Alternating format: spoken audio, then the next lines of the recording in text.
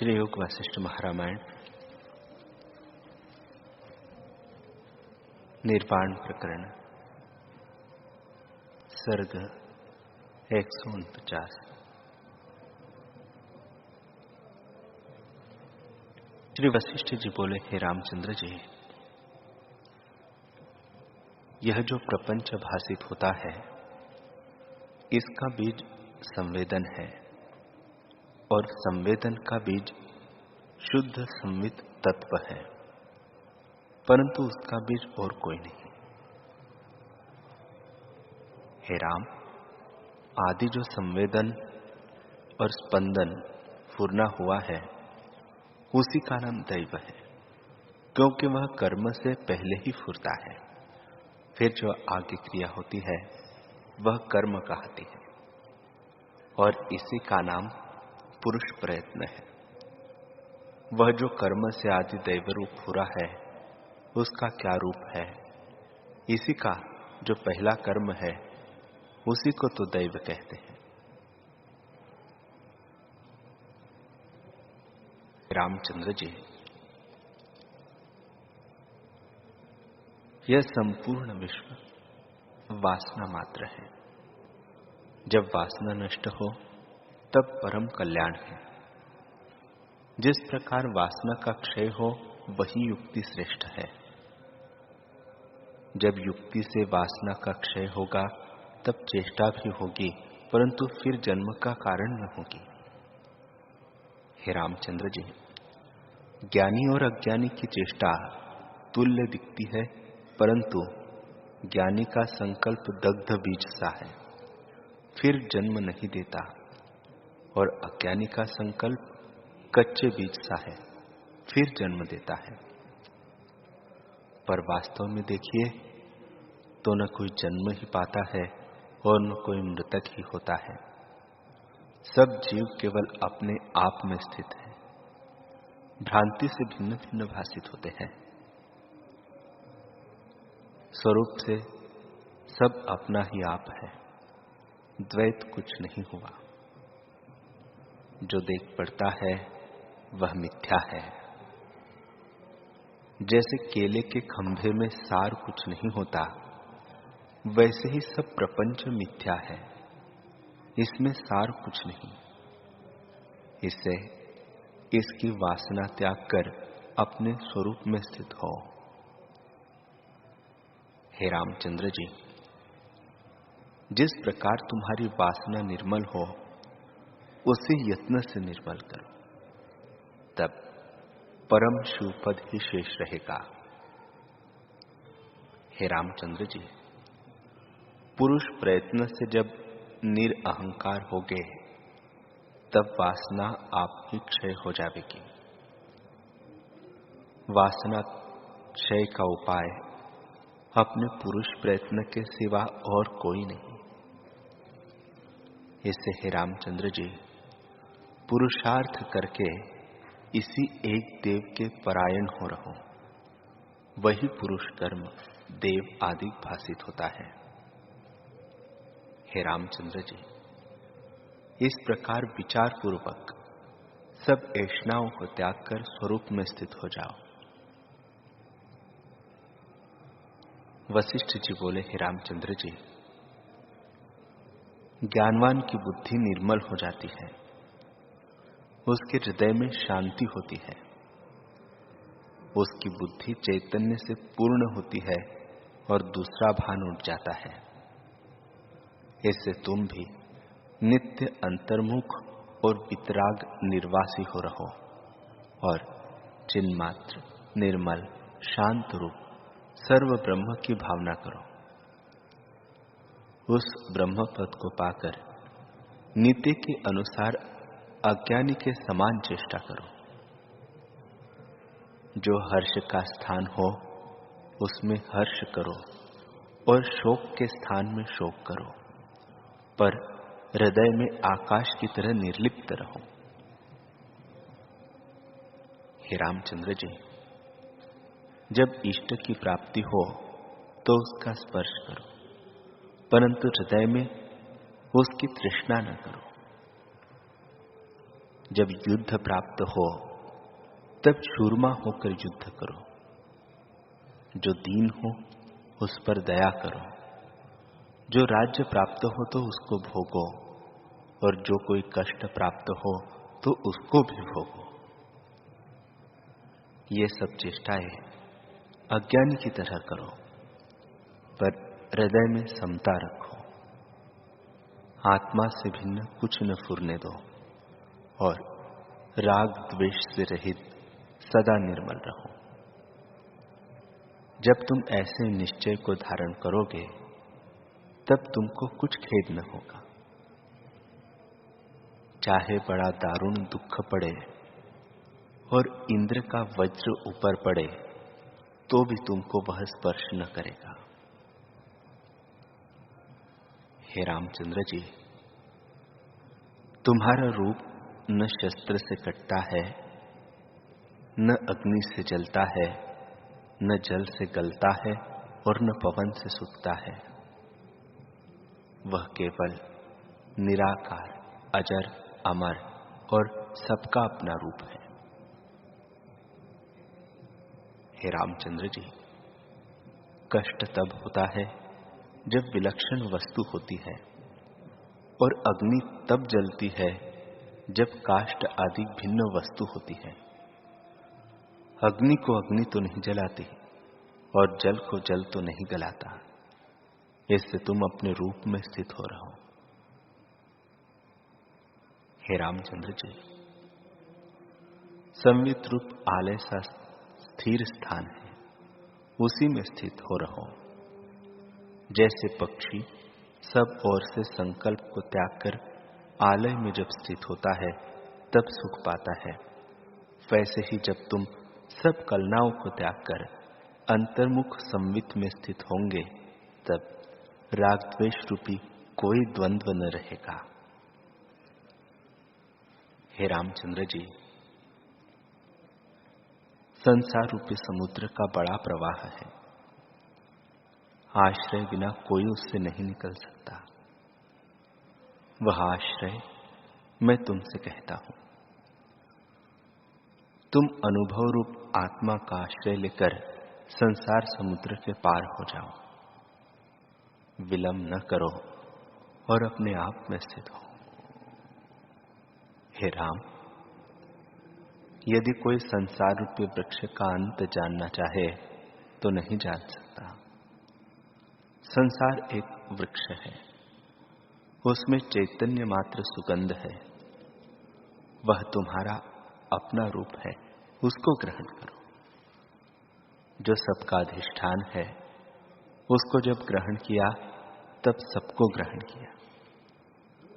हे राम, जो कुछ प्रपंच तुमको दिखता है वह सब आत्म रूप है, उसी की भावना करो। जागृत में सुषुप्त हो रहो और सुषुप्त में जागृत रहो। संसार की सत्ता जागृत है, उसकी ओर से सुषुप्त रहो, अर्थात वासना से रहित होकर तुरीय पद में स्थित रहो, जहां गुणों का क्षोभ नहीं और निर्मल शांत रूप है, जहां एक और दो की कलना नहीं। राम जी ने पूछा, हे भगवान,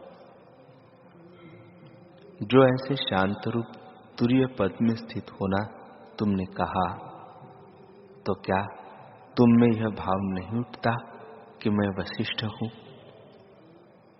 उसका रूप क्या है जिससे अहम प्रतीति तुमको नहीं होती? इतना कहे वाल्मीकि जी बोले, हे भारद्वाज, जब इस प्रकार राम जी ने प्रश्न किया तब वशिष्ठ जी चुप हो गए और सब सभा संशय के समुद्र में मग्न हो गई। तब राम जी बोले, हे भगवान, चुप होना तुम्हारे योग्य नहीं है। तुम साक्षात विश्व गुरु और ब्रह्म वेत्ता हो। ऐसी कौन बात है जो तुमको न ज्ञात हो? क्या मुझको उसके जानने का अधिकारी नहीं देखते? जब ऐसे राम जी ने कहा तब वशिष्ठ जी एक घड़ी के उपरांत बोले, हे राम, असामर्थ्यता से मैं चुप नहीं हुआ, परंतु जो तुम्हारे प्रश्न का उत्तर है वही दिया। तुम्हारे प्रश्न का उत्तर चुप्पी ही है। जो प्रश्न करने वाला अज्ञानी हो तो उसको अज्ञान लेकर उत्तर देते हैं, और जो ज्ञानवान हो तो उसको ज्ञान से उत्तर देते हैं। पहले तुम अज्ञानी थे, तब मैं सविकल्प उत्तर देता था। अब तुम ज्ञानवान हो, तुम्हारे प्रश्न का उत्तर मौन ही है। हे रामचंद्र जी, जो कुछ कहना है वह प्रतियोगी से मिला हुआ है। प्रतियोगी बिना शब्द के मैं कैसे कहूं? पहले तुम सविकल्प शब्द के अधिकारी थे, और अब तुमको निर्विकल्प का उपदेश किया है। हे रामचंद्र जी, शब्द 4 प्रकार के हैं। एक सूक्ष्म अर्थ का, दूसरा परमार्थ का, तीसरा अल्प और चौथा दीर्घ। 3 कलंक इनमें रहते हैं। एक संशय, दूसरा प्रतियोगी और तीसरा भेद। जैसे सूर्य की किरणों में 3 रेणु रहते हैं, वैसे ही शब्द में कलंक रहते हैं। पर जो पद, मन और वाणी से अतीत है, उसको कलंकित शब्द कैसे ग्रहण करें? हे रामचंद्र जी, काष्ठमौन उसको कहते हैं जहां इंद्रियां न फुरे, न मन फुरे और कोई स्फुरन न हो। ऐसे पद को मैं वाणी से कैसे कहूं? जो कुछ बोला जाता है वह सविकल्प होता है। तुम्हारे इस प्रश्न का उत्तर मौन ही है। राम जी ने पूछा, है भगवान, तुम कहते हो कि बोलना सविकल्प और प्रतियोगी सहित होता है, तो जो कुछ ब्रह्म में दूषण है उसका निषेध करके कहो। मैं प्रतियोगी को न विचारूंगा। वशिष्ठ जी बोले, हे रामचंद्र जी, मैं चिदाकाश स्वरूप, चैत्य से रहित, चिन्मात्र शांत रूप, सम और सर्व कलना से रहित केवल आत्म तत्व मात्र हूं, और तुम और जगत भी चिदाकाश है। अहम तो कोई नहीं, क्योंकि दूसरी सत्ता कोई नहीं। सब अहम संवेदन से रहित शुद्ध चिदाकाश है। यदि सापेक्षक अहम अहम फुरता है और मोक्ष की भी इच्छा होती है तो सिद्ध नहीं होती, क्योंकि अपने को कुछ मानकर फुरती है। इसलिए एक अहंकार के कई अहंकार हो जाते हैं। यही अहम की फांसी गले में पड़ती है। जब अहंता से रहित हो तब आत्मपद को प्राप्त हो। हे रामचंद्र जी, जब शव की तरह हो जावे और कुछ अभिमान न उठे, तब संसार समुद्र से पार हो। जब तक द्वैत है तब तक बंधन है, कभी मुक्त नहीं हो सकता। जैसे जन्म का अंधा चित्र की पुतली को नहीं देख सकता, वैसे ही अहंता से युक्त मुक्ति नहीं पाता। जब अहंता का अभाव हो तब कल्याण हो। स्वरूप के ऊपर अहंता का ही आवरण है। हे रामचंद्र जी, जब जीव चेतन होकर उपजा तब उसको बंधन पड़ा, और जब जड़ संवेदन शून्य हो तब कल्याण हो। जब चैतन्य मुखत्व होता है तब जीव होता है। मनुष्य का शरीर पाकर जब चैत्य से रहित शुद्ध चैतन्य प्रत्येक आत्मा में स्थित होता है तब मनुष्य जन्म सफल होता है। मनुष्य जन्म पाकर पाने योग्य पद पा सकता है।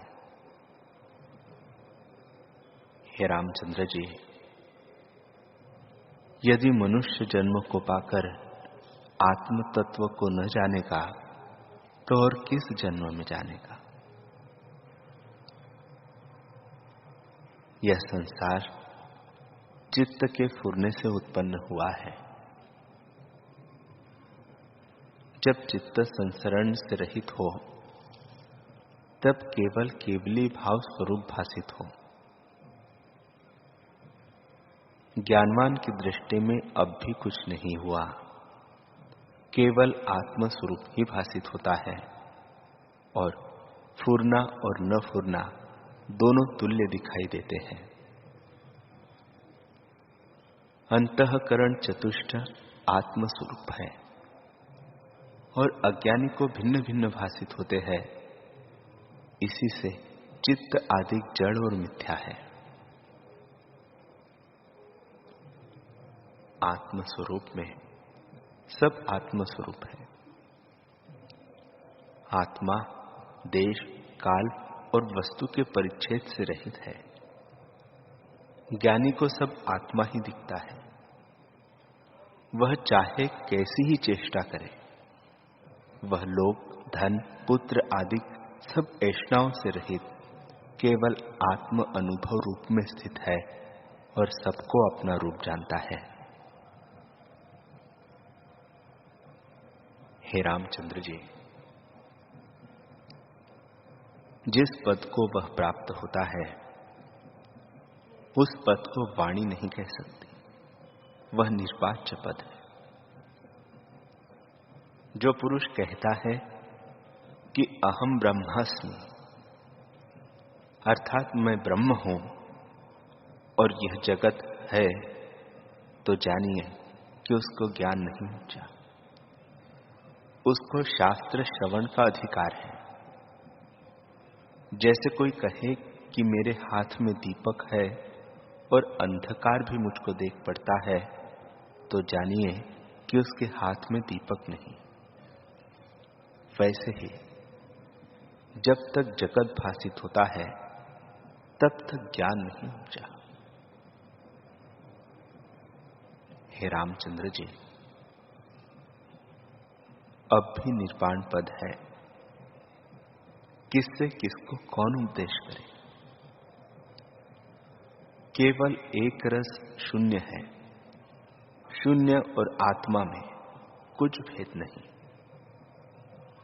और जो कुछ भेद है उसको ज्ञानवान जानते हैं। वहां वाणी की गति नहीं।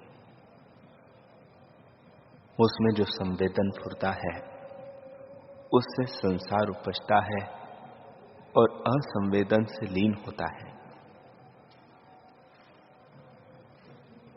जैसे पवन से अग्नि प्रज्वलित होती है और पवन ही में लीन होती है या बुझती है, वैसे ही जब संवेदन बहिर्मुख जगता है तब संसार भासित होता है, और जब अंतर्मुख होता है तब जगत लीन हो जाता है। इससे संसार स्फुरण मात्र है। जैसे आकाश में नीलापन भ्रम से दिखता है, वैसे ही आत्मा में जगत की रचना नहीं हुई, केवल ब्रह्म सत्ता ज्यों की त्यों है, उसी में स्थित हो। जब उसमें स्थित होगे तब भेद मिट जाएगा। हे रामचंद्र जी, तब ग्राह्य और ग्राहक संबंध भी जाता रहेगा और केवल शुद्ध, अजर और अमर परमात्म तत्व में खाते पीते चलते फिरते वृत्ति रहेगी। श्री वशिष्ठ जी बोले, हे रामचंद्र जी, जिस प्रकार पुरुष आत्मपद को प्राप्त होता है, सो तुम सुनो। जब निरअहंकार होता है तब आत्मपद को प्राप्त होता है। जो सर्वात्मा है उसका आवरण करने वाली अविद्या ही है। जैसे सूर्यमंडल को बादल ढक लेता है, वैसे ही अविद्या आत्मा का आवरण करती है। उस अविद्या से मूर्ख उन्मत्त की तरह चेष्टा करते हैं, और जो अहंता से रहित ज्ञानवान पुरुष है, उनको कोई दुख नहीं स्पर्श करता। वह संदेह भी दुख शून्य होता है।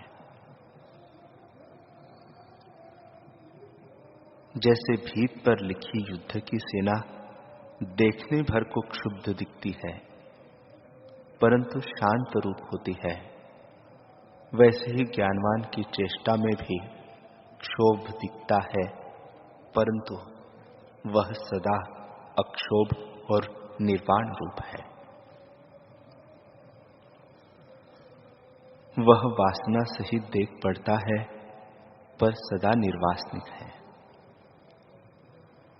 जैसे जल में लहर और चक्कर के क्षोभ दिखते हैं, परंतु वे जल से भिन्न नहीं होते, वैसे ही ज्ञानवान को ब्रह्म से भिन्न कुछ नहीं भासित होता। जिसके हृदय से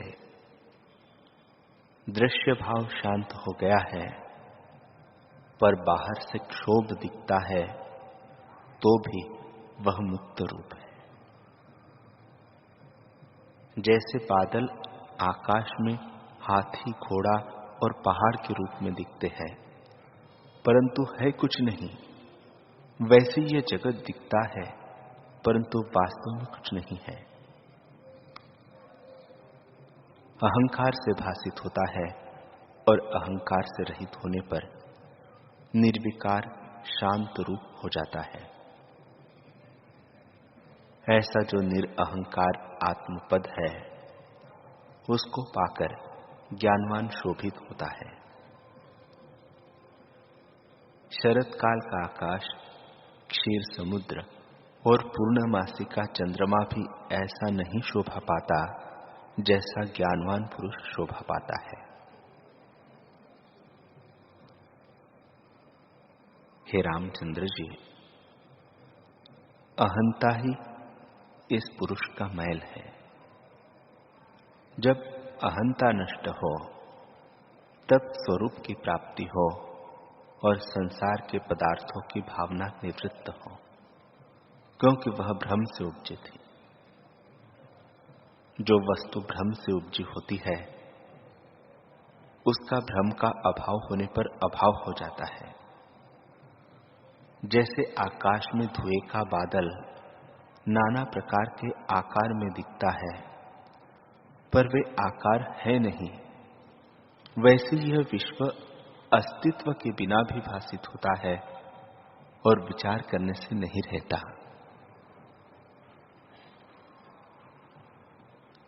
हे रामचंद्र जी, जब तक संसार की वासना है, तब तक बंधन है। जब वासना निवृत्त हो, तब आत्मपद की प्राप्ति हो, संपूर्ण कलना मिट जावे और इंद्रियों के इष्ट अनिष्ट में तुल्य बुद्धि हो, तब वह यद्यपि व्यवहार करता हो तो भी शांत रूप है। जैसे शव को राग द्वेष नहीं उत्पन्न होता, वैसे ही ज्ञानी निर्वाण पद को प्राप्त होता है, जिसमें सत या असत शब्द कोई नहीं, केवल ब्रह्म स्वरूप है। बल्कि ब्रह्म कहना भी नहीं रहता, केवल अद्वैत आत्म तत्व मात्र है। हे रामचंद्र जी, विश्व भी वही चैतन्य आकाश रूप है। जैसी जैसी भावना होती है, वैसा ही वैसा चैतन्य होकर भासित होता है।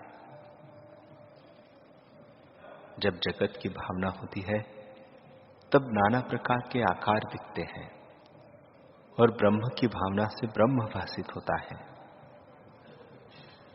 जैसे विष में यदि अमृत की भावना होती है और उसे विधि पूर्वक खाते हैं तो वह विष भी अमृत हो जाता है, और जो विधि बिना खाइए तो मृत्यु का कारण होता है। वैसे ही इस संसार को यदि विधि संयुक्त देखिए, अर्थात विचार करके देखिए, तो ब्रह्म स्वरूप भासित होता है, और जो विचार बिना देखिए तो जगत रूप भासित होता है। पर विचार तब होता है जब अहंकार निवृत्त होता है। अहंकार आकाश में उपजा है, आकाश शून्यता में उपजा है, और शून्यता आत्मा के प्रमाद से उपजी है। फिर अहंकार से जगत हुआ है और अहंकार मिथ्या है। हे रामचंद्र जी, शरीर से चित्त पर्यंत विचार कर देखिए तो कहीं नहीं देख पड़ते। इनमें जो अहम प्रत्यय है वह भ्रांति मात्र है। जब तुम विचार करके देखोगे तब मरीचिका के जल सदृश वह प्रतीत होगा। हे राम, जैसे स्वप्न के पर्वत को त्यागने में कुछ यत्न नहीं करना पड़ता, वैसे ही मिथ्या संसार को त्यागने में कुछ यत्न नहीं। फिर इसका निर्णय क्या कीजिए? जैसे पंध्या के पुत्र की वाणी को विचारिए कि यह सत्य कहता है या असत्य कहता है, तो वह मिथ्या कल्पना है, क्योंकि वंध्या के पुत्र है ही नहीं, तब उसका विचार क्या करिए?